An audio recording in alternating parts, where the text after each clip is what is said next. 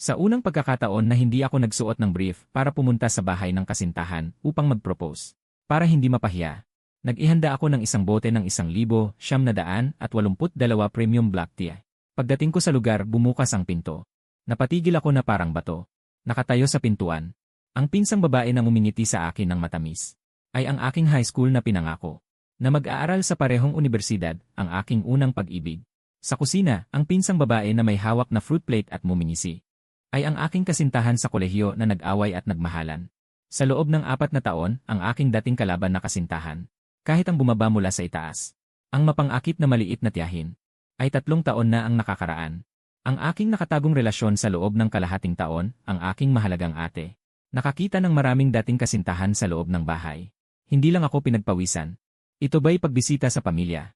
Ito ay talagang isang pagtitipon para sa mga dating kasintahan. Mahal, huwag kang kabahan.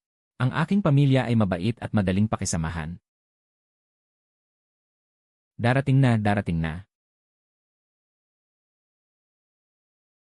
Lara Villanueva. Marco Santos.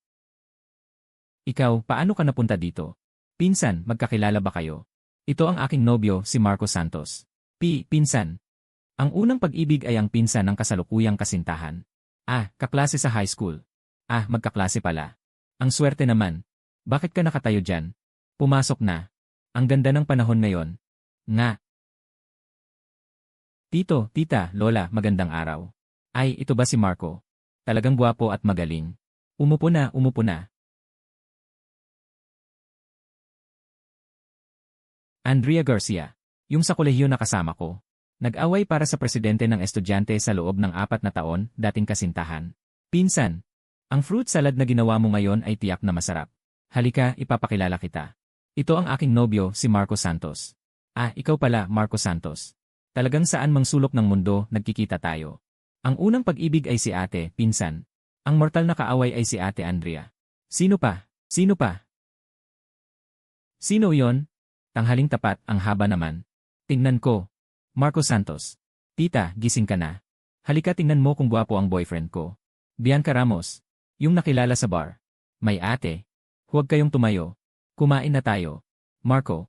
Ngayon, nagluto si tita ng paborito mong braised pork.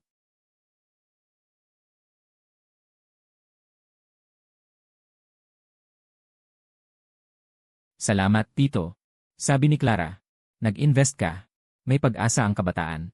Exaggerate ka naman, tito. Kaliit-liitang bagay lang. Para lang may makain. Oy, kuya. Mali ang sinabi mo. Ang Marco natin ay hindi basta-basta. Ang galing niya. Diba, Xiaozu? Tita, nagkakamali ba kayo? Bakit naaalala ko noong kolehiyo si Marco Santos? Hindi maganda ang paningin. Puro matitigas na buto ang pinipili. Ang resulta, duguan ang bibig. At Andrea, tita, bakit kakaiba ang mga sinasabi nyo? Kilala nyo na ba dati si Marco Santos? Ay, sira na. Clara, di ba sinabi ko na kanina? Magkaklase kami ni Marco Santos noong high school. Magkaklase kami ni Lara Villanueva noong high school. Si At Andrea Garcia ay ang aking senior sa kolehiyo. Ilang beses nagkita sa student council. Hindi gaanong close. Tungkol naman kay Bianca. At Bianca. Bakit tawag na tita? Ang layo naman. Tawagin mo na lang akong ate Bianca Ramos. Kami, nakilala ko siya sa isang inuman ng kaibigan. Ilang salita lang ang napag-usapan, isang beses lang nagkita. Mabuti naman. Akala ko may hindi pagkakaunawaan kayo. Kain na. Tingnan mo ang kaba mo, pinagpapawisan ka na. Marco, ano ang gusto mo kay Katrina? Gusto ko lahat sa kanya. Gusto ko ang kanyang kabaitan. Ang kanyang kawalang malay.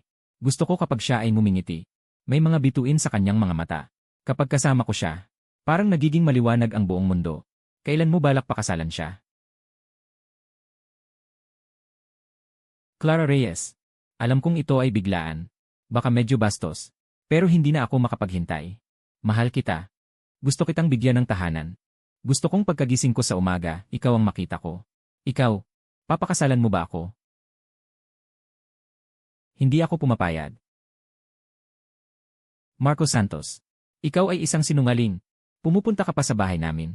Katrina, anong sinasabi mo? Anong sinungaling? Kilala mo rin si Marco Santos. Kilala ko. Hindi lang kilala. Siya hindi lang dating nobyo ko, kundi dating nobyo rin ng ate mong si Andrea Garcia. Dating nobyo ng ate mong si Lara Villanueva. At higit sa lahat, dating nobyo ng iyong siyo. Mika Reyes. Ikaw, totoo ba ang sinasabi mo? Ito, ano ba talaga ang nangyayari? 8. Kuya, pasensya na.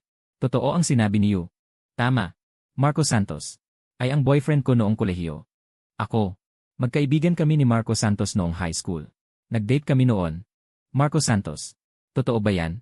Ang ate ko. Ang tita ko. Sila lahat. Ikaw na sinungaling. Niloko mo ako at ginulo mo pa ang kapatid ko. Ano ba talaga ang balak mo? Wala. Lumapit ako kay Clara Reyes na walang anumang layunin. Bago ngayon, hindi ko talaga alam. Siya ay iyong kapatid na babae. Tumigil kayo. Marco Santos. Sabihin mo sa akin.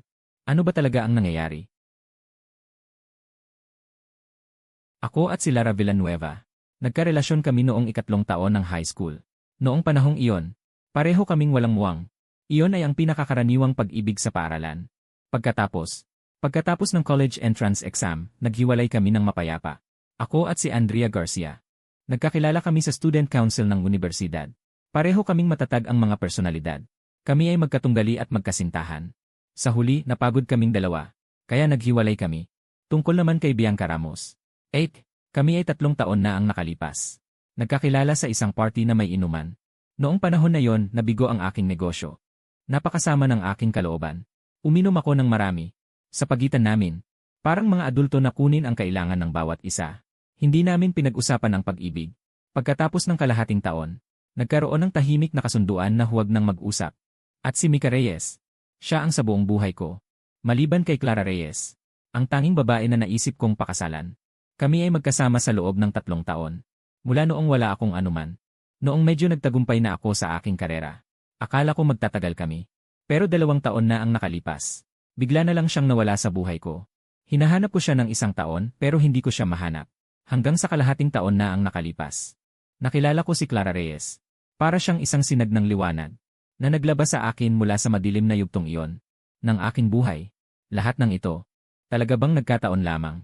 Isang napakalaking pagkakataon na talagang walang katwiran. Ito. Pagkakataon. Marco Santos.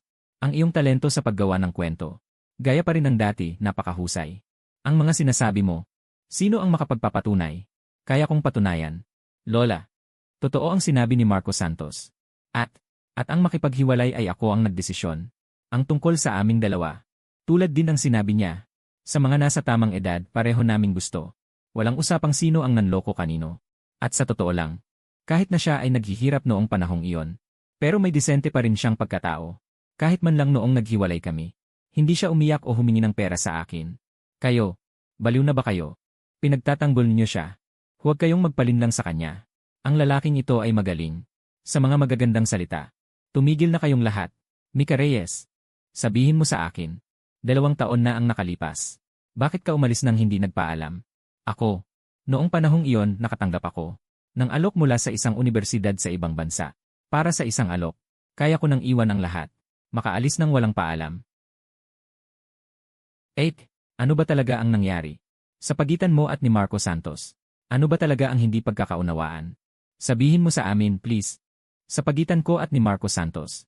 Walang hindi pagkakaunawaan. Marco Santos. Sabihin mo sa akin. 2 taon na ang nakalilipas. Gabi bago tayo naghiwalay. Saan ka pumunta? Kaarawan ko noong araw na yon. Bumili ako ng isda. Ang kwintas na matagal ko nang ninanais.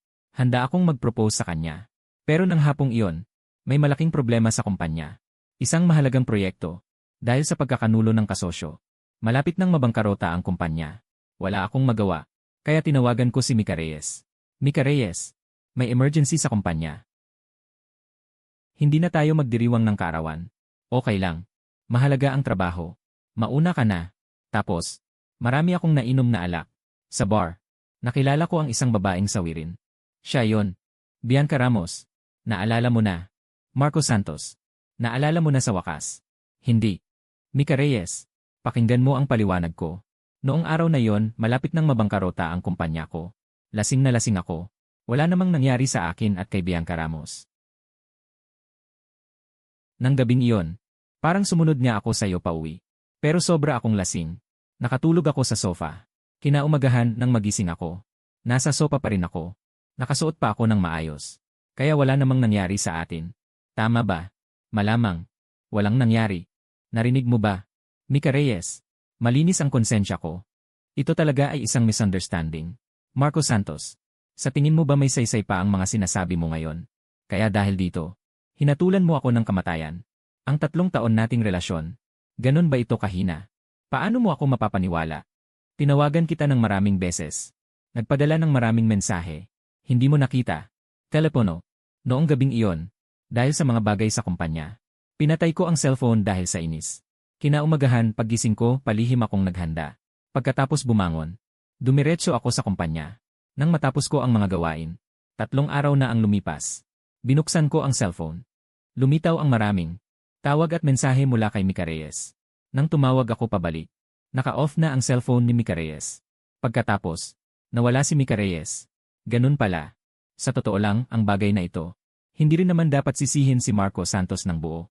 Dahil ang naging dahilan ng inyong paghihiwalay ni Marco Santos ay ang aking ideya. Ang pag-alis ni Mika Reyes ay ang ideya pala ng kanyang ama. Mika Reyes, sa ngayon, hindi na kita itatago ni Itay. 2 taon na ang nakaraan. 2 taon na ang nakalipas. Sinuri ko talaga si Marco Santos noon. Noong panahong iyon, napakaganda ng relasyon ninyong dalawa. Abot na sa punto ng pag-aasawa. Bilang isang ama, syempre may pananagutan ako sa iyong kinabukasan. Kaya't lihim akong naghanap ng tao upang alamin ang kanyang background ng pamilya at ang kalagayan ng kanyang kumpanya noong panahong iyon. Ngunit ang resulta ng aking pagsisiyasat noon ay hindi maganda. Ang iyong kumpanya noong panahong iyon ay nahaharap sa isang malaking krisis. At ang iyong pamilya ay isang ordinaryong pamilyang manggagawa lamang. Hindi talaga makapagbibigay sa iyo ng anumang tulong. Kaya't nagpa siya ako ng mag-isa. Kailangan agad na paalisin si Mika Reyes sa ibang bansa at putulin ang lahat ng ugnayan sa loob ng bansa. Kaya't nang gabing iyon, umuwi akong umiiyak at sinabi sa iyo at kay nanay. Kaya't naging matatag ka. Napaalisin ako agad sa ibang bansa. Sabi ng tatay mo, mas mabuti na ang maikling sakit kaysa sa mahabang paghihirap. Para rin sa ikabubuti mo iyan. Anak, para sa akin. Para sa ikabubuti ko. Kayo'y nakatitig lamang sa akin. Nagdusa ng 2 taon. Pinapanood ninyo akong nagkamali sa kanya sa loob ng 2 taon. Sinira ninyo ako. Sinira ninyo ang buhay ko. 8. Huwag ka nang umiyak. Huwag ka nang umiyak. Tito, isang tanong lang ang gusto kong itanong sa'yo. Kung hindi nangyari ang problema sa aking kumpanya noon, kung ako ay bilyonaryo noon, gagawin mo pa rin ba ito? Hindi. Lene. Ganoon nga.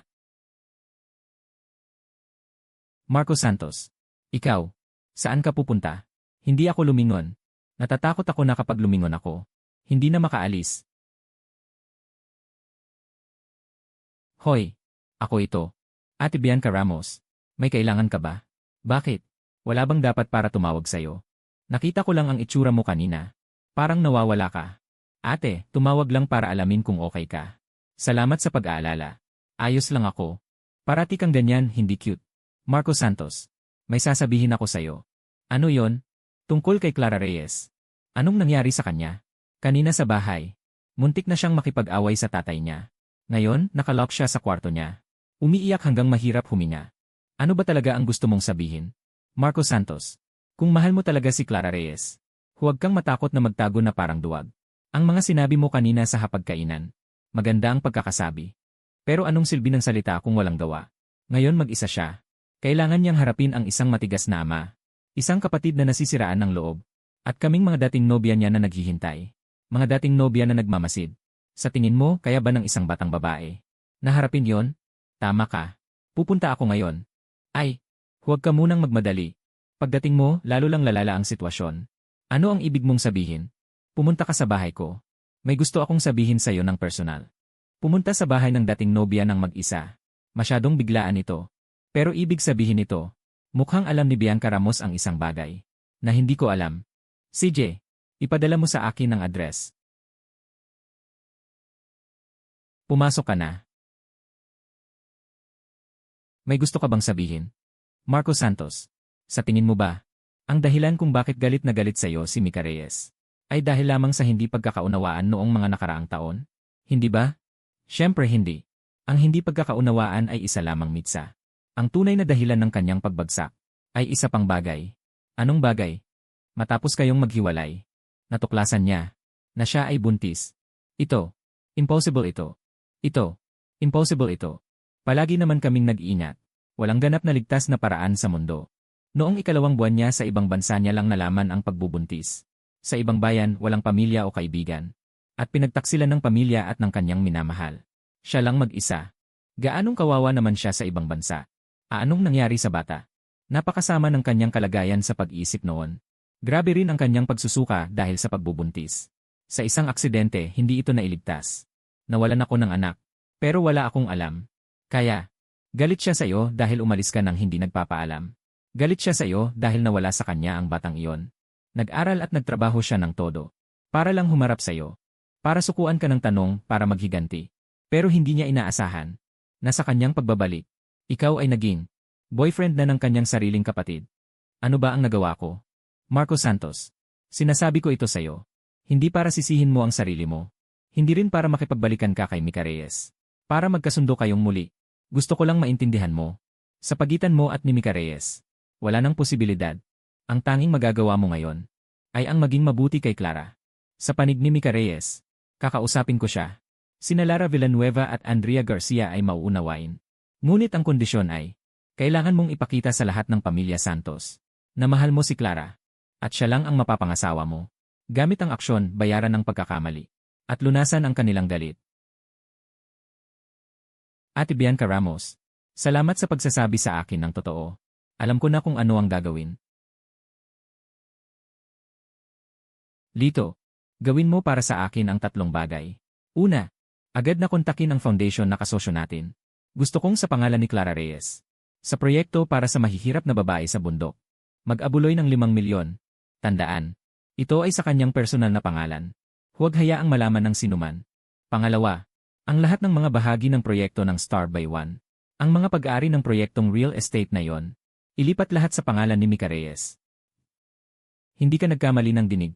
Gawin mo agad. Huwag magtanong kung bakit. Pangatlo, alamin ang kasalukuyang kumpanya ni Andrea Garcia at ang proyekto na kanyang pinangangasiwaan. Gusto kong malaman ang lahat ng kanyang mga kakumpetensya at lahat ng mga paghihirap na kinakaharap ng kanyang proyekto. Santos Zong, ano ito? Gawin mo ang sinabi ko.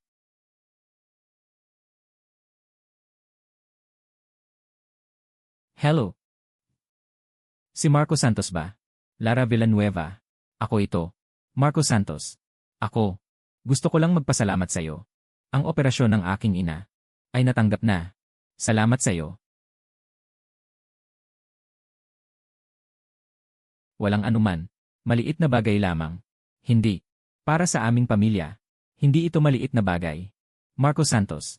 Kilala kita. Mabuting tao. Ang nangyari noon ay kasalanan ko. Ikaw at si Clara. Dapat kayong maging maayos. Tutulungan kitang kumbinsihin ang aking mga pinsan. Si Lara Villanueva ay mabait pa rin tulad ng dati. Ang unang hakbang ko ay tama.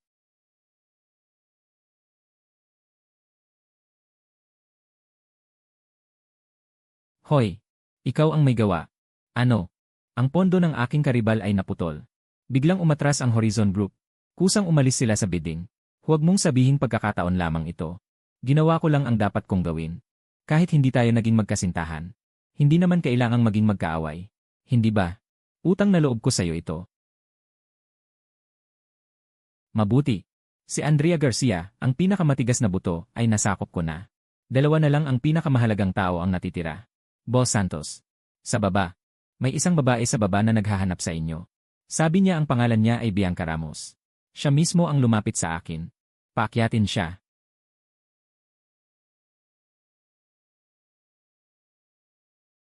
Boss Santos. Ano ang ibig mong sabihin? Walang ibig sabihin. Ito ang utang ko sa iyo. Utang sa akin. Akala mo ba sa pera? Mababayaran mo ang pinsalang ginawa mo sa akin. Akala mo ba itong maliit na halaga? Mabibili ang anak nating hindi na ipanganak. Hindi ko naman. Alam kong kahit gaano karaming pera ay hindi sapat. Ibinibigay ko sa iyo ito. Hindi para humingi ng tawad sa iyo. Lalo na hindi para makipagbalikan sa iyo. Gusto ko lang tapusin ito. Mika Reyes. Ang nakaraan, hindi na natin maibabalik. Ang mahal ko ay si Clara. Ang kasunduang ito. Ito ang para sa iyo, para sa nawala nating pagmamahalan.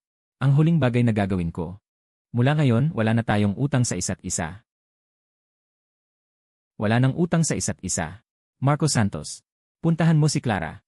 Sa mga nakaraang araw, halos mabaliw na siya sa pagpaparusa sa sarili.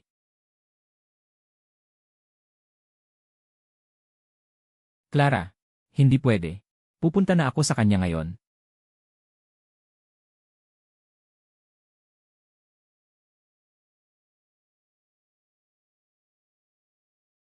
Guro.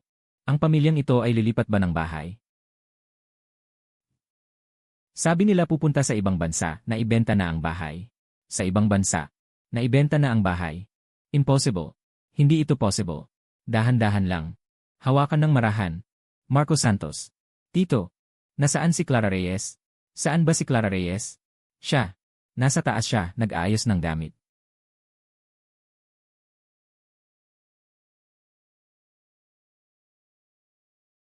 Marco Santos. Dumating ka rin sa wakas. Bakit kailangan mong umalis? Bakit ka alis ng walang paalam? Hindi ako umalis ng walang paalam. Nag-iwan ako ng sulat sa reception ng opisina mo. Ayaw ko ng sulat. Ikaw lang ang gusto ko. Clara Reyes. Huwag kang umalis. Pakiusap, huwag kang umalis. Alam mo ba? Ilang araw na akong baliw na baliw sa pag-iisip sa'yo. Marco Santos. Lahat ng tao ay nagsasabing dapat kitang iwan. Ayaw kitang iwan. Clara Reyes. Tingnan mo ako.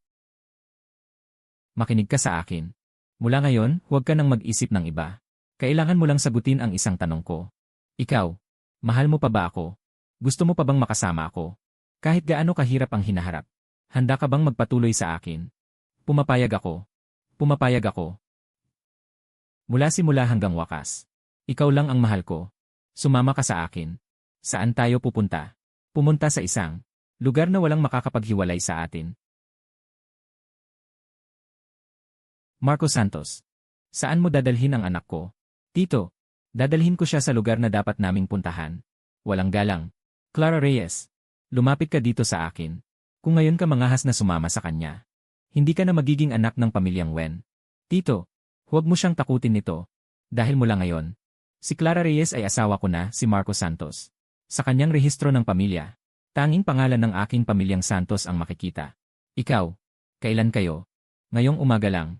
Bago ako pumunta dito, mangahas ka bang ilihim sa pamilya? Sumama sa akin para kumuha ng sertipiko ng kasal. Kaya ko. Ikaw itong Suel na anak. Tito, siya na ngayon ang aking asawa. Hindi ko hahayaan na may humawak sa kanya kahit isang daliri. Hayaan siya. Dalhin si Clara. Marco Santos. Tandaan mo ang sinabi mo ngayong araw. Kung maglalakas loob kang saktan si Clara Reyes, kahit sa dulo ng mundo ka tumakbo, hindi ka palalampasin ng pamilya Wen. Lola, huwag kayong mag-alala. Sisiguraduhin kong aalagaan si Clara Reyes.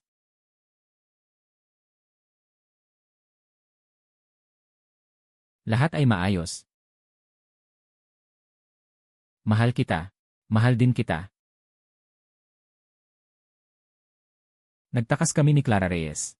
Hindi kami pumunta sa dulo ng mundo. Sa halip, tumira kami sa isang kondominium na may tanawin ng ilog na nasa pangalan ko.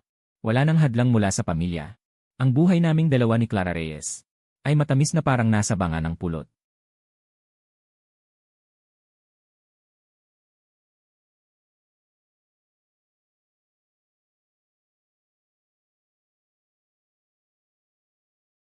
Talagang ginawa mong gintong bahay ang taguan. 8 Andrea Garcia. Bakit ka narito? Dumating ako upang makita ang aking boba na kapatid. Bawal ba? Makinig ka. Ang aking tiyuhin. Iyon ang tatay ni Clara Reyes. Ginamit lahat ng kanyang koneksyon para sirain ang iyong kumpanya.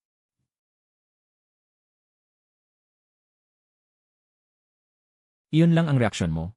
Alam mo ba? Sa pagkakataong ito, determinado siyang wasakin ka. Marami sa mga proyekto ng iyong kumpanya ay pinahinto na, tama ba? At ang mga pautang sa bangko ay hindi na naaprobahan, di ba? Bakit ganyan ka lang kalmado? Hindi ka ba natatakot na ang iyong pinaghirapan, na itinayong imperyo, ay biglang mawala sa isang iglap? Natatakot. Ngunit mas takot akong mawala si Clara Reyes. Alam mo ba, Andrea Garcia? 2 taon na ang nakalipas. Noong nawala sa akin si Clara Reyes, akala ko nawala ko ang pag-ibig. Ngunit ngayon ay nauunawaan ko na. Ang nawala ko ay ang karapatan. Dahil ako ay dukha. Ako ay mahina. Kaya wala akong karapatang pumili. Kailangan ko lang manood ng walang magawa. Ang taong mahal ko ay kinuha. Kaya naman itong 2 taon, pinaghirapan kong kumita ng pera at palakasin ang sarili. Hindi para sa kaharian. At lalong hindi para sa titulong bilyonaryo. Ang dahilan ay para lang sa susunod na makilala ko ang taong mamahalin ko. May sapat akong lakas ng loob. Nasabihin sa buong mundo, hindi. Ngayon nakilala ko si Clara. At ikaw si Marco Santos ang buong mundo na yon. Ang laban na ito, hindi ako pwedeng matalo. Ano ang kailangan mong gawin ko? Ikaw, tutulungan mo ako. Huwag kang magkamali. Galit lang ako sa ugali ni Marco Santos. Na puro pagmamataas. At saka, gusto ko ring makita kung gaano kalaki ang kakayahan mo. Ang pinakamahalaga ay ayokong umiyak si Clara. Salamat. Andrea Garcia. Wala nang daldalan. Sabihin mo na, ano ang kailangan mong gawin ko? Kailangan ko ang tulong mo para makipag-ugnayan sa isang tao. Isang taong kayang makipagbakbakan sa iyo at kay Marco Santos. Sino?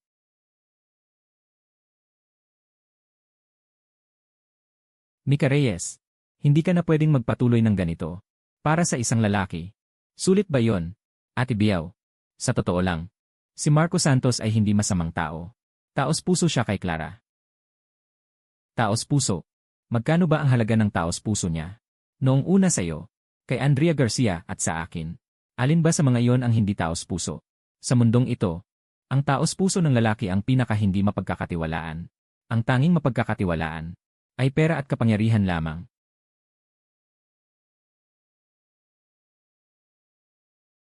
Hoy, si Emer del Rosario ba ito? Ako si Mika Reyes. Tungkol sa lupain iyon sa timog ng lungsod. Napagpasyahan ng Torres Group naming makipagtulungan sa inyo. Mahal, tutulungan na kita. Lagyan mo ito. Mahal, ilang kutsara ng asukal ito? Ayon sa receipt, mga 2 kutsarang puting asukal. Sapat na ba ito? Ako.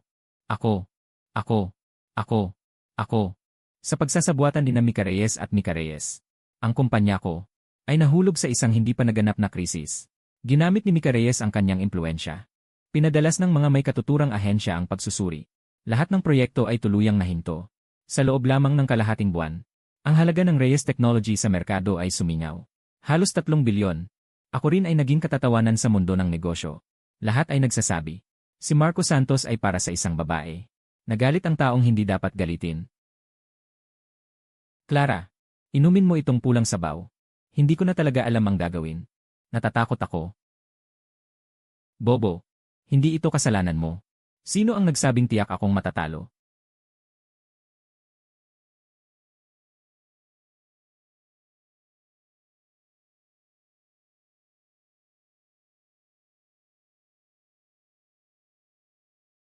Naglakas loob ka pang pumunta.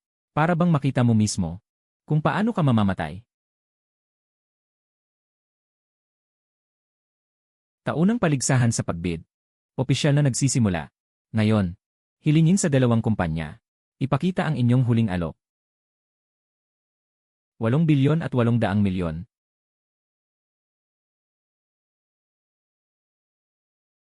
Nag-aalok ako ng 1 piso. Ano itong nangyayari? Kalokohan. Ito ay talagang kalokohan. Marco Santos. Talagang humahanga ako sa iyo. Akala ko kahit papaano ay lalaban ka tulad ng isang tunay na lalaki. Hindi ko inaasahan. Napipiliin mong maging isang payaso. Ang alok na ito ay kawili-wili.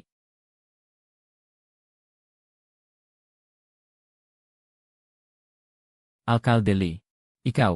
Ano ang ibig sabihin nito? Malinaw na nananadya lamang siya. Boss Santos. Maaari bang ipaliwanag ang kahulugan ng alok na ito? Mga pinuno, mga kasamahan, nag-alok ako ng 1 piso. Hindi ito para magpatawa. At higit sa lahat, hindi ako nababaliw. Naniniwala ako na ang proyektong ito ay hindi dapat sukatin sa pera.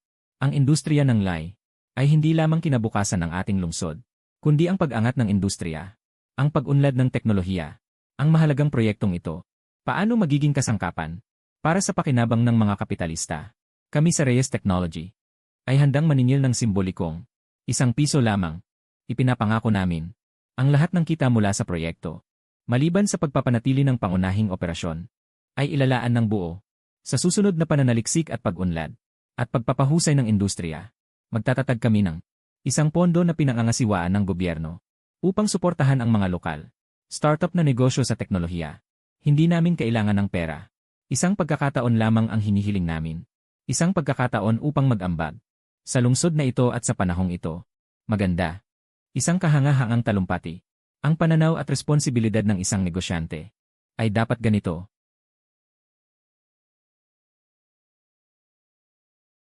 Ipinapahayag ko ang proyekto ng Ngay Industrial Park sa timog ng lungsod. Ang huling panalo ay Zuiwan Teknolohiya.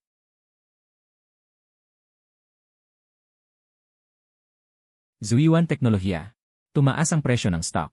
Lumaki ang halaga ng kumpanya. Nasira ang pondo ng Torres Group. Bumagsak ang presyo ng stock. Nagbitiw si Mika Reyes. Marco Santos. Halika at tingnan mo. Maraming magagandang shell dito. Asawa. Sa palagay mo, ang anak natin. Magugustuhan din kaya niyang mangolekta ng shell. Sino ang gustong magkaroon ng anak mo? Bata pa ako. Kung hindi mo ako papayagang magkaanak. Kanino ka magkakaanak? Sa sarili ko na lang.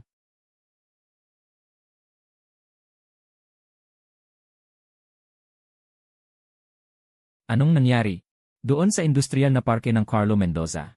Biglang tumigil ang mga manggagawa. Ang kumpanyang nagbibigay sa atin ng pangunahing materyales. 3 araw ang nakalipas.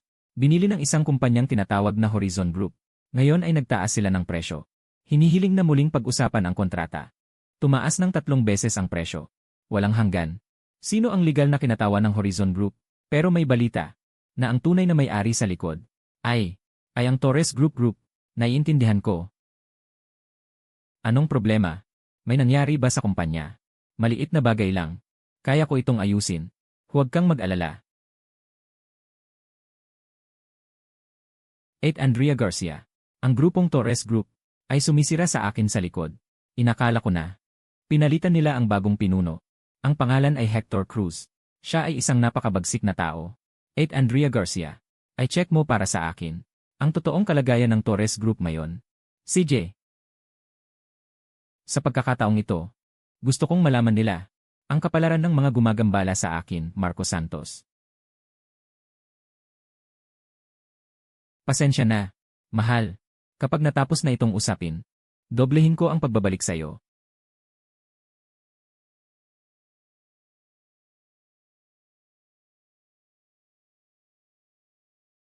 Santos Zong, ang Carlo Mendoza Gong, ay nawawalan ng halos 10 milyon araw-araw. Kung magpapatuloy ang pag-aantala, hindi lang namin babayaran ang penalty, pati na ang loan sa bangko, ay baka magkaroon ng problema. Ano ang sabi ng supplier ng materyales? Sabi ng supplier, kailangang doblehin ang presyo. Kung hindi sila mag-supply. At sinabi pa nila na mababagsak ang Reyes Technology. Sino ang nagbigay sa kanila ng lakas ng loob? Santos Zong. Sa tingin ko, hindi ito simpleng bagay. May sinabi ako. May sinabi ako. May sinabi ako. May sinabi ako. May sinabi ako. Sa tingin ko, hindi ito simpleng bagay. Narinig ko. Nasa panig ng Torres Group, kamakailan ay madalas silang makipag-ugnayan sa ilan sa ating malalaking kliyente. Parang nangunguha ng ating mga kliyente. At sa loob ng ating kumpanya, mukhang may nasuhol din. May alam na ako sa bagay na ito. San Hui. Si Mang Jun at Lito, manatili. Mang Jun Shigong, tungkol sa panig na yon. May paraan ba? Upang maiwasan ang supplier na yon, mayroon namang alternatibong plano. Ngunit mas mataas ang gastos. At kailangan ng oras. Pinakamabilis ay kalahating buwan. Bago makuha ang mga materyales. Sobrang haba ng kalahating buwan. Wala tayong sapat na oras. Kaya ang tanging magagawa natin ay kumuha ng produkto mula sa ibang mapagkukunan. Ngunit ang mapagkukunan ito ay nangangailangan ng isang taong makikipag-usap. At saka, hindi madaling kausap ang kabilang partido. Sino? Isang taong nagngangalang Kuya Leo. Siya ay napaka-impluwensya sa timog na bahagi ng lungsod. Kanyang hawak ang maraming mga espesyal na mapagkukunan ng supply. Ngunit ang taong ito ay may masamang reputasyon. At saka, siya at ang grupo ng Torres Group ay tila may koneksyon din. Isa na naman, isang taong may kaugnayan sa Torres Group. Mukhang, ang laban na ito ay mas masalimuot kaysa sa inaakala ko. Ibigay mo sa akin ang kanyang contact number. Pupuntahan ko siya at makikipagkita. Boss Santos, ikaw mismo ang pupunta. Ito ay masyadong mapanganib. Ang taong iyon, huwag kang mag-alala. May sarili akong pag-iingat. Ayusin mo ako ng oras para sa meeting.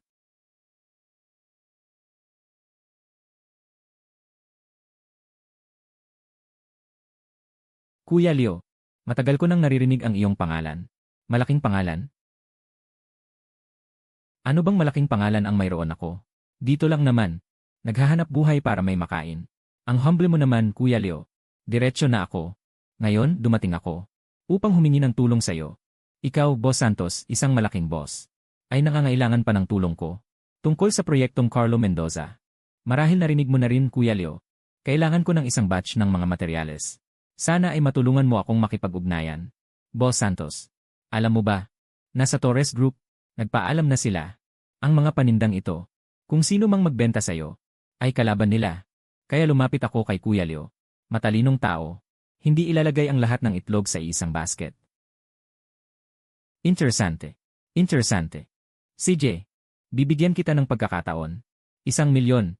Ako na ang bahala. Pero kung habulin ka ng Torres Group, ikaw ang sasagot. Masayang pagtutulungan.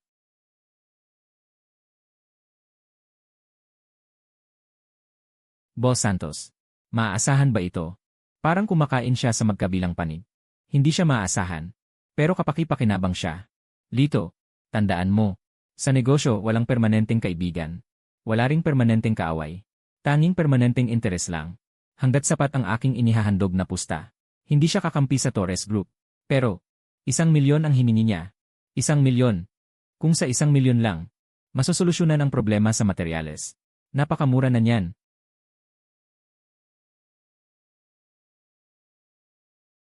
Boss Santos. Ano yon? Anong nangyari?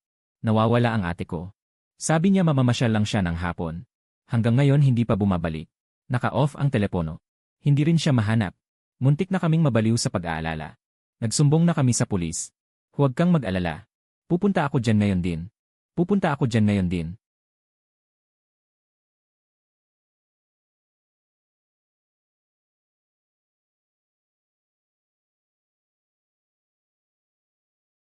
Anong nangyari? Lumabas si Mika Reyes ng bahay alas 3 ng hapon. Sabi niya pupunta sa mall para mamili. Pero hanggang gabi hindi pa siya bumalik. Tinawagan ko siya. Naka-off ang phone. Hindi pa siya ganito dati.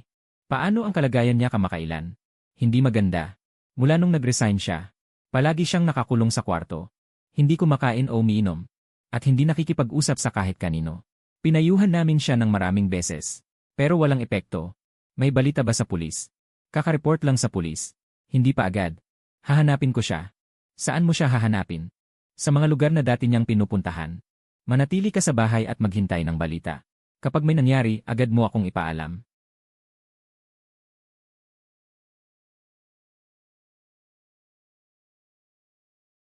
Sino ka? Wag mo na kung sino ako. Ang dati mong kasintahan na si Mika Reyes ay nasa kamay ko. Anong sinabi mo? Malinaw ang sinabi ko. Nasa akin si Mika Reyes. Kung gusto mo siyang mabuhay, gawin mo ang sinasabi ko. Sino ka ba talaga? Ano ang gusto mo? Ang proyekto sa South City Industrial Park. Umalis ka. At saka, ang iyong bahagi sa proyektong Starbay. Ilipat lahat sa Paolo Torres. Nanaginip ka. Talaga. Sige, maghintay ka. Hintayin mong kunin ang bangkay ni Mika Reyes. Marco Santos. Huwag mo akong pakialaman. Huwag mong sundin ang mga sinasabi nila. Mika Reyes. Huwag kang matakot. Ililigtas kita. May 24 oras kang mag-isip. Pagkatapos ng 24 oras. Ngunit hindi ka sumagot. Kung gayon, huwag mo kaming sisihin.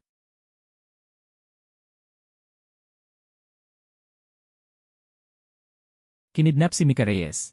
Ginawa iyon ni Paolo Torres. Sigurado ka ba? Sigurado. Gusto nila ang proyekto sa Timog.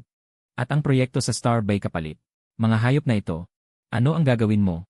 Tumawag sa pulis. Hindi pwede. Naglakas loob silang gawin ito. Tiyak na handa na sila. Kung magpapaalam tayo sa pulis, mapapahamak si Mika Reyes. Kung gayon, ano ang gagawin? Iwan mo sa akin. Marami na akong taon sa negosyo. Kilala ko ang iba't ibang tao. Hahanap ako ng pinakamaasahan. Sa loob ng 24 na oras. Tiyak na maililigtas ko si Mika Reyes. Pero, Marco Santos, makinig ka sa akin. Ang kailangan mong gawin ngayon ay patatagin ang panig ni Paolo Torres. Sumang-ayon sa kanilang kondisyon. Magpahaba ng oras. Sumang-ayon. Hindi ba't magtatagumpay sila? Salita lamang ang pagpayad. Hindi naman talaga kailangan mong pumirma. Kung hindi ka sasang-ayon ngayon, paano kung magalit sila? Patatagin mo muna sila. Ang matitira ay bahala na ako. Sige, bahala ka na. Kung wala nang satsat. CJ, Natuntun ko na. Inilagay nila siya sa isang abandonadong bodega sa timog. Nakipag-ugnayan na ako sa mga tao. Gagalaw tayo bago mag-umaga. Sasama ako. Huwag kang pumunta. Magdadala ka lang ng gulo. At saka, kung may mangyaring masama, paano mo sasabihin kay Clara Reyes? Hintayin mo ang aking balita.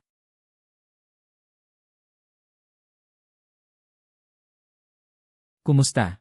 Ayos lang. Medyo mahina lang. Santos Cruz, gusto mo bang puntahan siya? Ikaw na ang mag-alaga sa kanya. Uwi na muna ako. Hindi dapat mag-alala si Clara Reyes. CJ. Na pala. May isa pa. Ano? Ang kumidnap kay Mika Reyes. Nalaman ko na. Sino? Hindi taga Paolo Torres. Inupahan nila ng pera. Pero ang pinuno. Kilala mo. Sino? Kuya Leo. Isang taong mukhang tao pero hayop ang puso. Mula pa sa simula, pinlano na niya akong saktan. Dahil hindi siya makatao. Huwag mong sisihin kung hindi rin ako makatarungan. Kung tulungan mo akong malaman ang eksaktong lokasyon ni Kuya Leo ngayon. Ano ang gagawin mo? Kakausapin ko siya. Santos Cruz, huwag kang padalos-dalos. Hayaan mo na ang pulis ang humawak nito. Masyadong delikado kung ikaw lang ang pupunta. Pwedeng ibigay sa'yo. Pwedeng sa pulis din. Pero gusto kong ako mismo ang maningil ng utang na ito. Nababaliw ka na ba? May mga tauhan siya at baril. Ano ang gagamitin mo para labanan siya? May utak ako.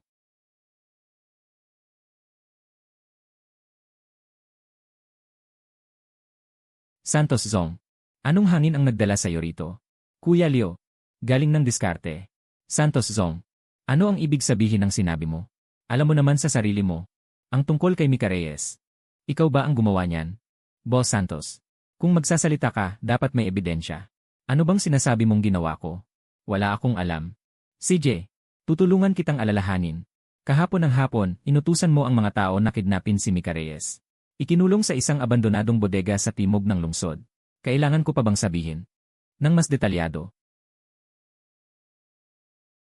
Boss Santos, huwag mong hamakin ang aking paggalang.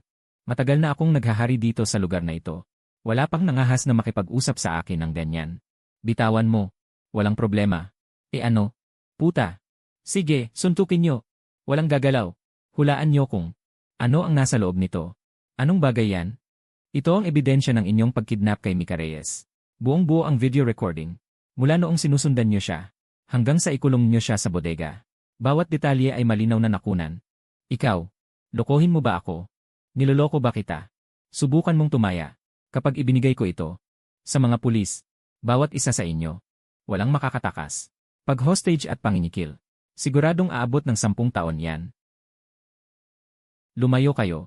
Boss Santos. Ang tindi mo. Ano ang gusto mo? Simple lang. Sabihin mo sa akin. Sino ang nag-utos sa'yo? Nagkukunwari ka lang ba? Torres Group. Sino sa Torres Group? Sino ba talaga? Isang taong nagngangalang Hector Cruz. Hector Cruz. Itong pangalan. Hindi ko pa ito narinig. Bakit niya ako gustong atakihin? Hindi ko na alam iyon. Binigyan niya ako ng isang gawain lang. Ang pabagsakin ng iyong kumpanya. Kidnapin si Mika Reyes. Rin niya yon. Sabi niya ito ang iyong mahinang punto. May isa pang bagay. Sinabi ba niya? Bakit ako lang ang pinupuntirya? Sabi niya, may utang kang buhay sa pamilya Cruz.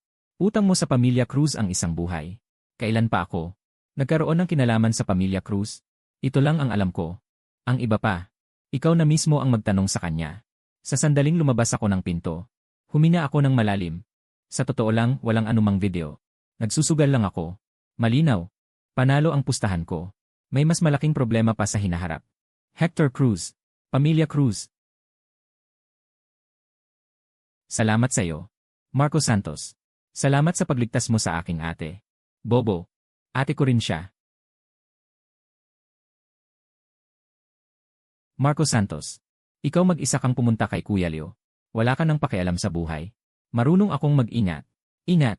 Kung hindi agad ipinaalam ni Andrea Garcia sa amin, hindi ka na makakatayo rito ngayon. Para makipag-usap sa akin. Sinabihan kayo ni Andrea Garcia. Ano sa tingin mo?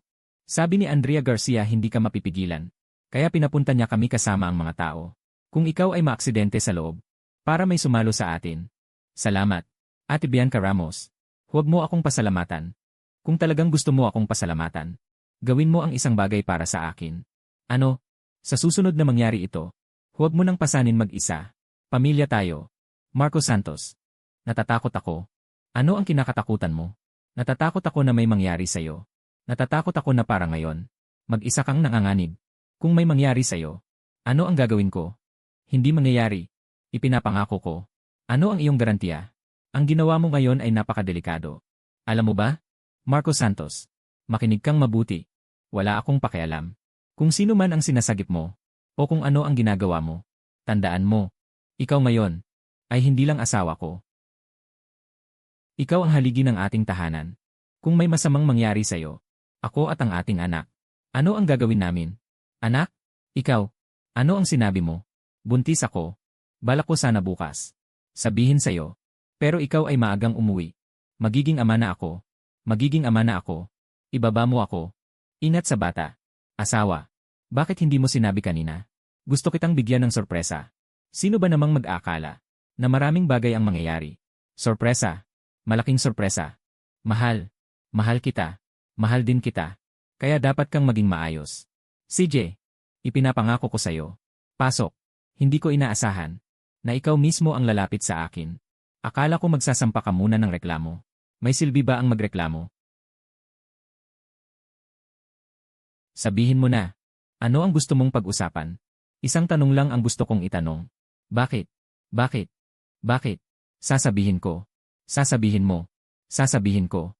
Sasabihin ko. Sasabihin ko. Sasabihin ko. Sasabihin ko. Sasabihin ko.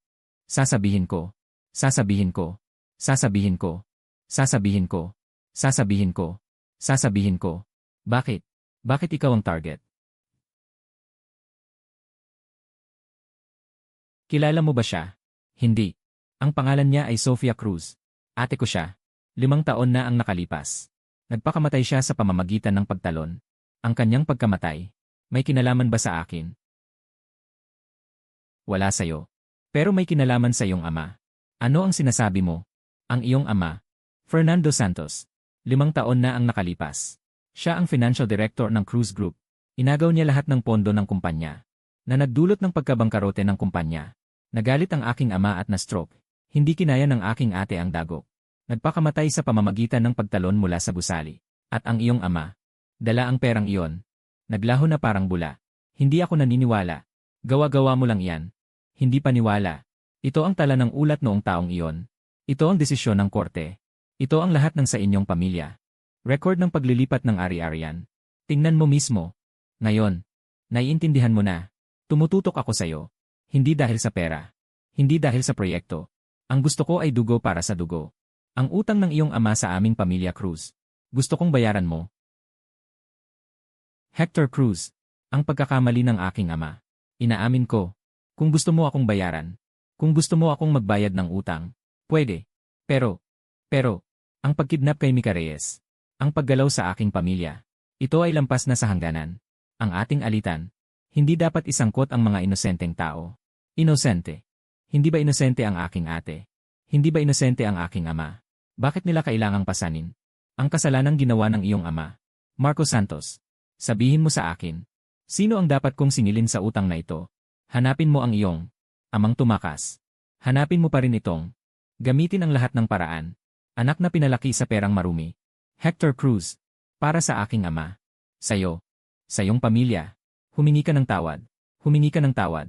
May silbi ba ang paghingi ng tawad? Humihingi ako ng tawad. Maaari bang mabuhay muli ang aking ate? Ngunit gagawin ko ang lahat ng aking makakaya. Babawi ako sa inyo. Babawi. Ano ang gagamitin mong pambayad? Lahat ng aking ari-arian. Janine Reyes Technology. Proyektong Carlo Mendoza. Proyektong Star Bay. At lahat ng aking mga ari-arian na nasa aking pangalan. Mga stock. Mga pondo. Ibibigay ko lahat sa iyo. Ikaw. Ano ang sinabi mo? Sinabi ko. Ibibigay ko sa iyo ang lahat. Ito ang utang na binabayaran ko para sa aking ama. Ngunit, dito na magtatapos ang bagay na ito. Mula ngayon, wala na tayong utang sa isa't isa.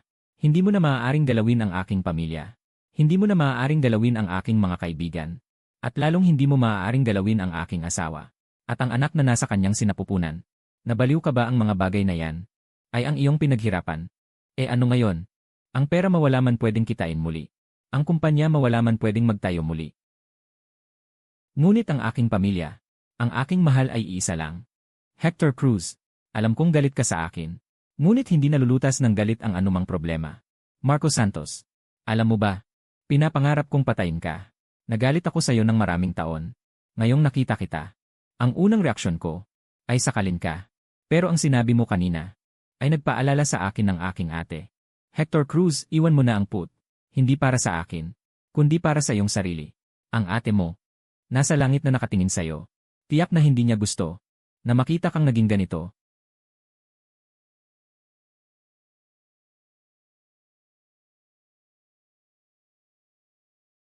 Bumalik ka na.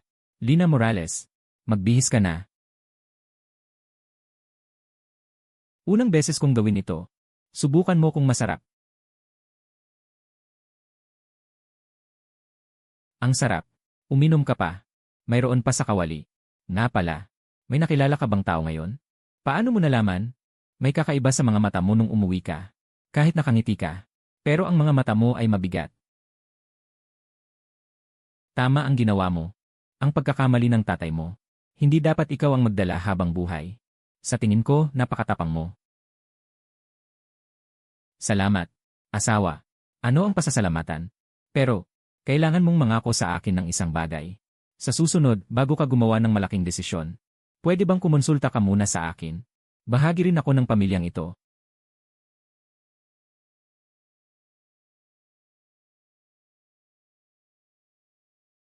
Marco Santos, ang sinabi mo kahapon, may bisa pa ba? May bisa. Pumunta ka sa kumpanya ko ngayon para ayusin ang proseso. CJ, lalabas ka na naman para ayusin ang papeles. Ibibigay ang kumpanya kay Hector Cruz. Babalik ka ba para sa tanghalian? Dapat ay makabalik. Naghihintay ako sa iyo sa bahay. Ingat sa daan.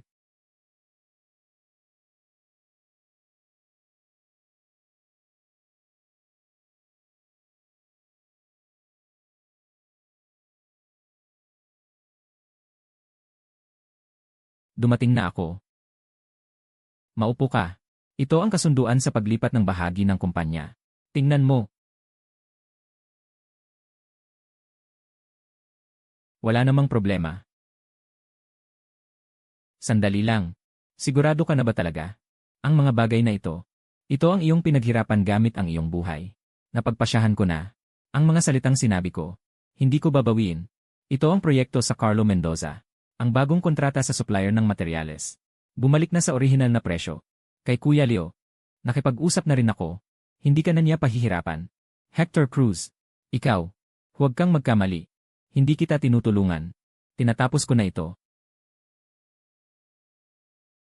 Buong gabi ko itong pinag-isipan.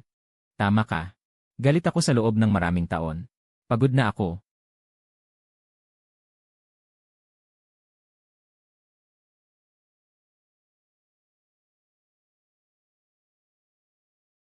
Tungkol sa proyekto sa Timog Lungsod, ipapagawa ko na lang iyon. At tungkol sa bagay ng iyong ama, hindi ko na rin ito usigin. Hector Cruz, ang aking ama ay talagang, tama na. Sabi ko, hindi ko na usigin, hindi na.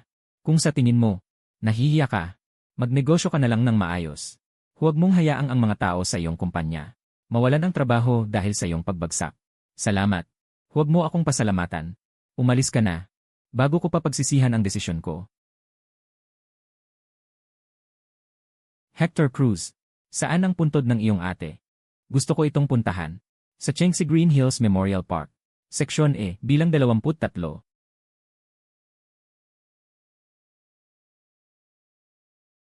Sofia Cruz, pasensya na. Ang mga paghihirap na dinanas mo, humihingi ako ng tawad sa ngalan ng aking ama. Kahit alam ko, walang silbi ang paghingi ng tawad. Aalis na ako.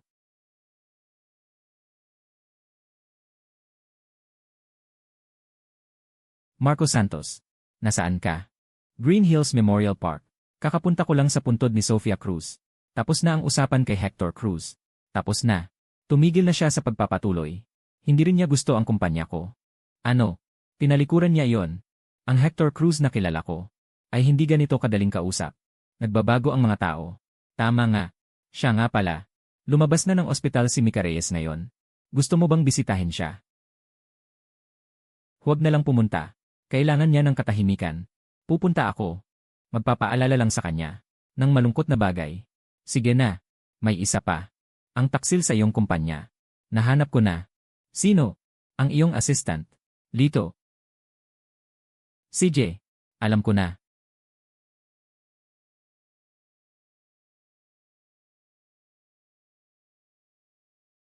Boss Santos. Hinahanap niyo ako. Lito. Gaano ka nakatagal sa akin? 2 taon at kalahati na. Boss Santos. 2 taon at kalahati na. Ang bilis ng panahon. Nga. Noong panahong iyon, 5 lang ang tao sa kumpanya. Halos 50 na ang tao ngayon. Lito. Naisip mo na ba na magtayo ng sarili mong negosyo sa hinaharap? Nagbibiro si Boss Santos. Masaya akong magtrabaho sa ilalim mo. Wala akong ibang gustong puntahan. Mabuti naman. Sige, magtrabaho ka na.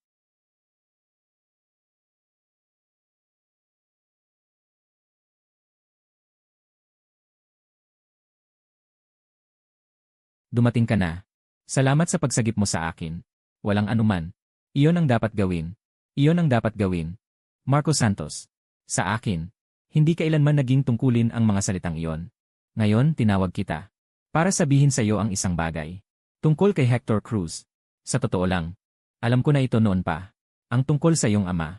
Ang tungkol kay Sofia Cruz. Nasaliksik ko na lahat. Pumasok ako sa Torres Group. Dahil lang kay Hector Cruz. Ngunit hindi ko inaasahan na si Hector Cruz ay mas mahirap kalabanin kaysa sa inaakala ko. Sa Torres Group, nanatili ako ng napakatagal. Wala akong nagawa. Sa huli, nahuli niya ako. Binantaan niya ako. Kung hindi ako alis sa Torres Group, gagalawin ka niya. Iyan ba ang dahilan kung bakit ka nag-resign? Hindi lang iyon. Natuklasan ko rin ang isang napakasindak na bagay. Ang pangalan niya ay Roberto Del Rosario. Siya ang tiyuhin ni Hector Cruz. At siya rin ang tunay na utak sa likod ng Torres Group. Si Hector Cruz ay isa lamang. Piyesa sa harapan. Ang talagang gustong sirain ka ay si Roberto Del Rosario. Bakit? Dahil sa iyong ama. Ang mga perang naibigay niya noon ay hindi lamang sa pamilyang Cruz, kundi pati kay Roberto Del Rosario. Noong panahong iyon, ang iyong ama ay ang financial director ng Cruz Group. Si Roberto Del Rosario ay ang pangalawang pinakamalaking shareholder ng Cruz Group. Sa perang naibigay ng iyong ama, halos 40% ay kay Roberto Del Rosario. Ito ay natagpuan ko sa bahay mo sa probinsya. Ang diary ng iyong ama. 1978, Marso. May problema sa account ng Cruz. Pinilit ako ni Roberto Del Rosario na gumawa ng peking financial records. Hindi ako pumayag. Nagbanta siya na papatayin ang buong pamilya ko. Kaya pala, hindi kusang loob na nagbigay ng pera at tumakas si ama. Pinilit lang siya. Marco Santos. Okay ka lang ba? Tiningnan ko ang bahay mo sa probinsya. At ang mga lugar na madalas puntahan ng iyong ama. Wala akong nahanap. Inisip ko ng matagal. At naisip ko na isa lang ang posibilidad. Noong bata ka pa, dinala ka ba ng iyong ama sa anumang espesyal na lugar? Alam ko na kung saan. Marco Santos.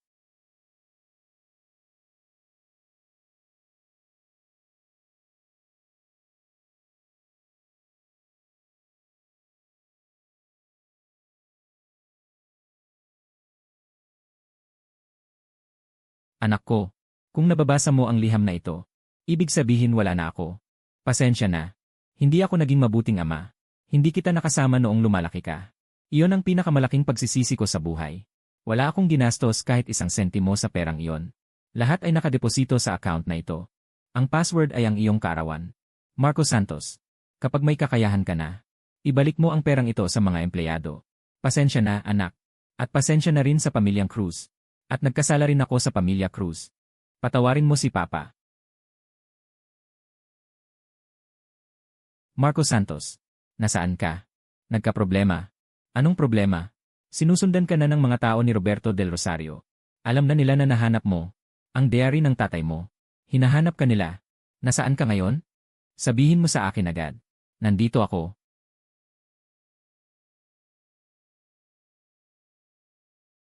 Si Marco Santos, di ba? Inutusan kami ni Boss Del Rosario na kunin ang isang bagay. Kung marunong kang makisama, ibigay mo na yang bakal na kahon. Panaginip mo yan. Ayaw mo sa mabuting usapan. Marunong ka pala lumaban. Tingnan natin. Gaano ka katagal-tatagal? Gusto ninyo ang bagay. Kung may kakayahan kayo, kunin nyo. Huwag kang tumakbo, gago ka. Takbo. Bakit hindi ka tumakbo? Sawa na sa takbo. Sigurado ka bang dito mo gagawin to? Hoy! Ito ay proteksyon ng pinagmumulan ng tubig. Tatakas ka pa ba? Tatakas ka pa ba? Tatakas ka pa ba? Tatakas ka pa ba? Tatakas ka pa ba? Tatakas ka pa ba? Ito ay isang protektadong lugar ng pinagmumulan ng tubig. Kahit saan ay may naka-install na mga surveillance camera. Ang footage ng paghabol ninyo sa akin kanina ay malamang na na-record ng malinaw. Punyeta ka. Kung hindi ka naniniwala, subukan mo. Anyway, ang cellphone ko ay tumawag na sa 110 kanina. Ang mga pulis ay malamang nasa daan na. Sige, ikaw na. Umalis na tayo.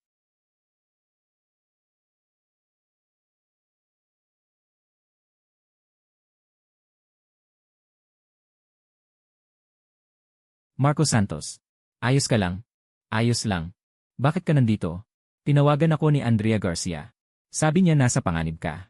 Nang magmadali ako papunta roon, may nakita akong 3 tao. Napalihim na bumababa mula sa bundok. Umuwi ka muna. May sasabihin ako sa'yo. Kaya, si Roberto Del Rosario ay hindi mo tunay na tiyuhin. Tama. Siya ay pinsan ng aking ina. Noong mga panahong iyon, pinilit niyang makisama sa pamilya Cruz. Naawa ang aking ina at tinanggap siya. Pero nang makapasok siya sa Cruz Group, isang pangungusap lang ang sinabi niya. May sinabi ako. May sinabi ako. May sinabi ako. May sinabi ako. May sinabi ako. May sinabi ako. May sinabi ako. Ngunit pagkapasok niya sa Cruz Group, nagsimula na siyang kumain ng yaman ng kumpanya. Tungkol sa iyong ama. Sa paningin, tila siya ang nagnakaw at tumakas. Pero sa totoo, si Roberto Del Rosario ang unang gumawa ng pandaraya. Pilitin mong sisihin ang iyong ama. Ang aking ama ay pinilit lamang. Ang iyong ama ay isang financial director lamang. Walang otoridad na maglipat ng napakaraming pondo. Ang tunay na nag-operate ng perang iyon, si Roberto Del Rosario. Kailan mo nalaman ang mga ito? 2 taon na ang nakalipas. Nakakuha ako ng ilang mga talaan noong mga nakaraang taon. Ng Cruz Group, natuklasan ko ang mga kalokohan ni Roberto Del Rosario. Ngunit wala akong ebidensya. Kailangan kong magkunwaring walang alam. Patuloy na maging kanyang piyesa. Hanggang sa dumating ka. Tinutukan niya ikaw. Hindi lang dahil sa perang hawak mo. Mas kinakatakutan niya ang diary na nasa iyo. Sa diary ng iyong ama, nakatala ang lahat ng ginawa ni Roberto Del Rosario sa mga taong ito. Lahat ng mga bagay na hindi dapat malaman. Kahit na ang 2 kaso ng pagpatay. Sa madaling salita, ang diary at ang passbook. Kailangan mong ingatan ito. Ang mga bagay na ito, ang tanging ebidensya para pabagsakin si Roberto Del Rosario. Anong balak mo? May plano ako. Pero kailangan ko ng tulong mo.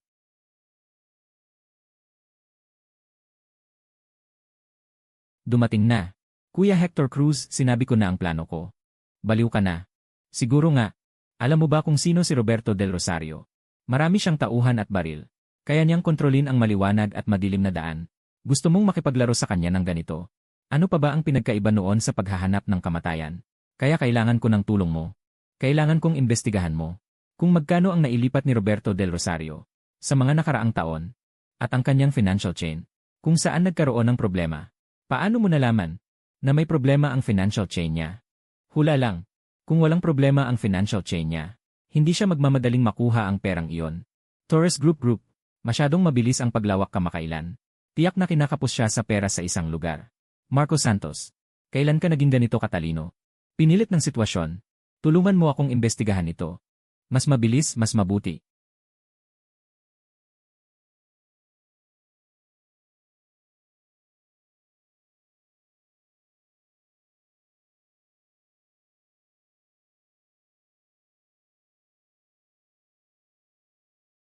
Ikaw ba si Marco Santos? Matagal ko nang naririnig ang pangalan mo. Boss Del Rosario. Maupo ka. Huwag kang mahiya. Ang ama mo. Ang pinakamahusay na financial director na nakilala ko. Nakakalungkot. Nagkamali siya ng landas. Nagkamali ng landas. Ano sa palagay ni Boss Del Rosario? Saan nagkamali ang ama ko? Kumuha siya ng perang hindi dapat kunin. Ang perang iyon ay pag-ari ng Cruz Group. Dinala niya ito. Naging dahilan ng pagkabangkarote ng maraming tao. Kasama ka. Mukhang. Marami kang na-research.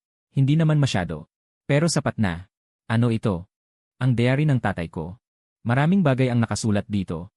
Kasama na kung paano mo siya pinilit gumawa ng peking accounting. Kung paano mo inilipat ang mga assets ng kumpanya. At kung paano mo pinatay si Sofia Cruz. Marco Santos. Alam mo. Kung sino ang kausap mo. Alam. Isang mamamatay tao.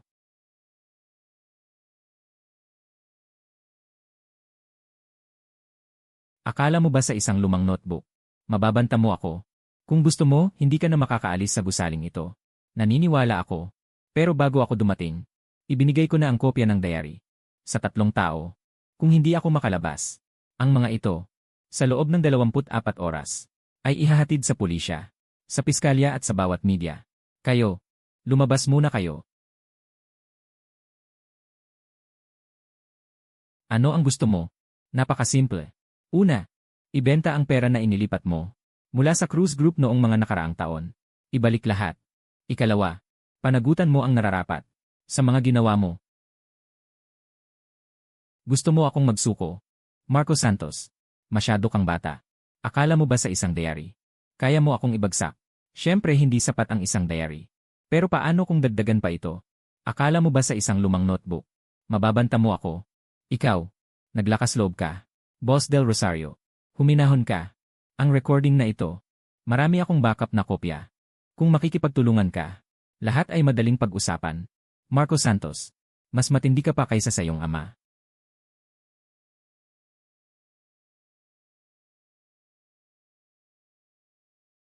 Mga kasapi ng lupon, nagpapasalamat ako sa inyong lahat sa pagdalo sa taunang pangkalahatang pagpupulong. Bago magsimula ang formal na agenda, mayroon akong isang mahalagang bagay na nais ipaalam sa inyong lahat. Tungkol sa Torres Group, ang tunay na may-ari na si Roberto Del Rosario, na inaakusahan ng paglustay ng pondo ng kumpanya, panunuhol at pangunggorap, pati na rin ang sadyang pananakit na nagresulta sa kamatayan, at iba pang seryosong krimen. Hector Cruz, baliw ka na. Hindi ako baliw. Dito nakalagay ang lahat ng tala ng paglilipat ng mga ari-arian ng kumpanya ni Roberto Del Rosario sa mga nagdaang taon, kasama na ang ebidensya ng kanyang pag-utos. Natakutin si Sofia Cruz, na nagtulak kay Sofia Cruz na magpakamatay. Roberto Del Rosario, kami ang unit ng investigasyon sa krimen pang-ekonomiya. Ikaw ay inaakusahan ng maraming krimeng pang-ekonomiya. Sumama ka sa amin para sa investigasyon. Matapos arestuhin si Roberto Del Rosario, agad na lumabas sa balita ang tungkol sa Torres Group. Gumamit si Hector Cruz ng mahigpit na pamamaraan upang alisin sa kumpanya ang lahat ng may kaugnayan kay Roberto Del Rosario. Linisin ng tuluyan. Ang perang iniwan ng aking ama ay ginamit upang bayaran ang mga pagkalugi ng mga empleyado ng Cruz Group. Ano ang ginagawa mo rito? Nandito ka ba para pagtawanan ako? Hindi. Gusto ko lang itanong sa iyo ng isang bagay. Ano iyon? Noong panahong iyon, naisip mo bang pakawalan ang aking ama? Marco Santos, ang mga pagkakamaling nagawa ko sa buhay ko. Napakarami. Sobra na, hindi ko na mabilang. Ang tatay mo, siya ay mabuting tao. Hindi dapat siya masangkot dito. Pasensya na. Hindi ako lumingon. Ang pasensya na ito, dumating na medyo huli na. Marco Santos, sabi mo sa atin sa hinaharap. Dito na tayo manirahan, okay lang. CJ, susunod sa iyong plano. Ang kumpanya mo? Huwag kang mag-alala, tanga. Ang pagsama sa iyo ay mas mahalaga kaysa ano paman.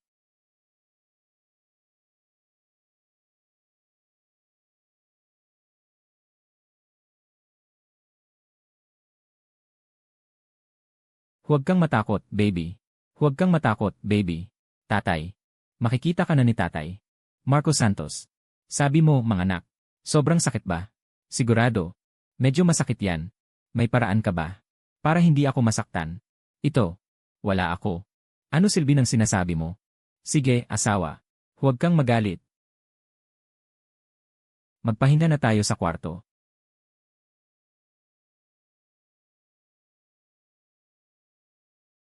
Dumating ka, Mika Reyes.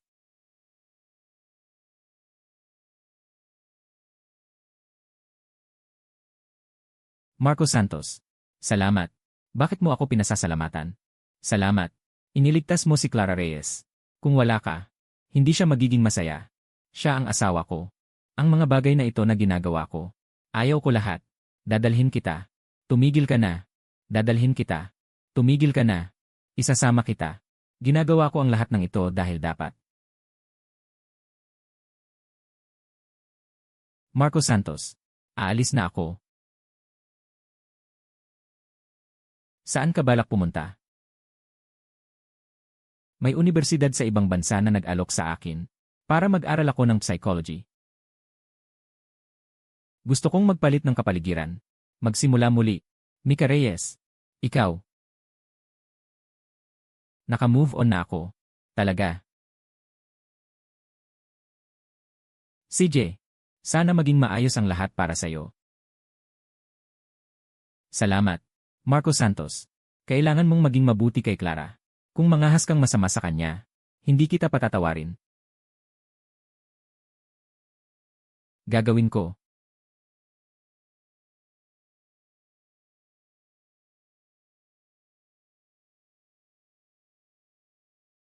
Marco Santos. Clara. CJ. Mukhang. Manganganak na. Clara, darating na kami agad. Kapit lang.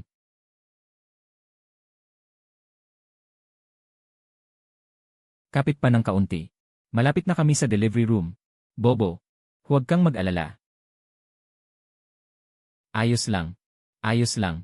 Huwag kang kabahan.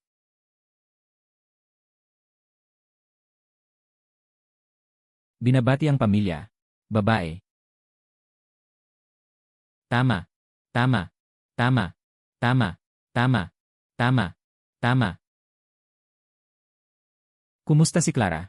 Maayos ang kalagayan sa delivery room. Lalabas na siya agad. Marco Santos. Bakit ka umiiyak? Hindi ako umiiyak. Nabulag ang aking mga mata ng buhangin. Ginoo, paano magkakaroon ng buhangin sa ospital? Iyon ay galing sa aircon.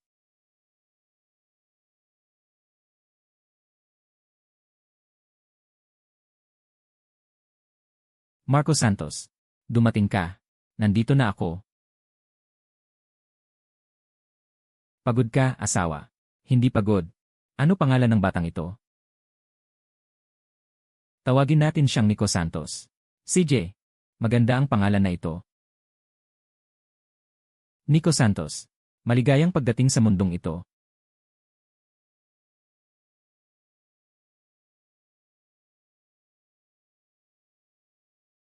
Munting Nico Santos, munting Nico Santos.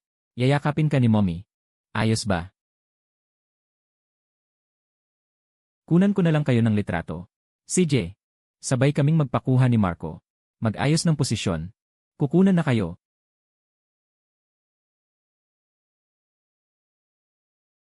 Napakaganda mo, mahal ko. Isa pa. Sa sandaling ito, nakikita ko ang init ng puso. At si Nico Santos. Puno ng katahimikan at kapanatagan ang aking loob. Marahil. Ito. Ang buhay na gusto ko.